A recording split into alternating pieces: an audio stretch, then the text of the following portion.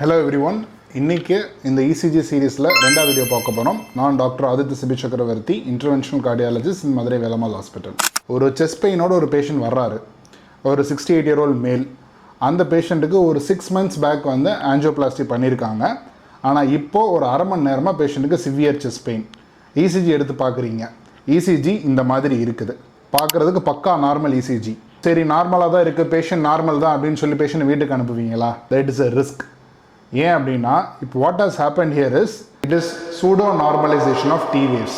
இதே பேஷண்ட்டுக்கு ஒரு 3 months பேக் எடுத்து ECG பார்த்தீங்கன்னா, ஒரு எக்ஸாம்பிளுக்கு சொல்கிறேன், இந்த மாதிரி டி வேவ்ஸ் இன்வெர்ட் ஆகிருக்கு. ஸோ டி வேவ்ஸ்னால் இது வந்து QRS, இது டி வேவ். ஸோ இந்த டி வேவ்ஸ் எல்லாம் கீழே போயிருக்கு பாருங்கள். இப்படி வந்து இன்வர்ஷன், மேலே போனால் பாசிட்டிவ் வேவ்ஸ், இது வந்து கீழே போயிருக்கு டி இன்வர்ஷன். ஸோ போன ECGயில் டி இன்வர்ஷன் இருக்குது, ஆனால் இப்போ செஸ்ட் பெயின் வந்திருக்கு. ரிப்பீட் ECGயில் எல்லா டீயும் அப்ரைட்டாக இருக்குது. அப்படின்னா நீங்கள் வந்து you will have to be very careful. This is a sign of ischaemia.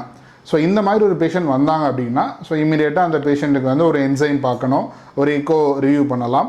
In case if it is significant, ஒரு என்சைம் பாசிட்டிவ் ஏதாவது இருக்குது அப்படின்னா டெஃபினட்டாக கார்டியாக் சென்டருக்கு ரெஃபர் பண்ணுற மாதிரி இருக்கும்.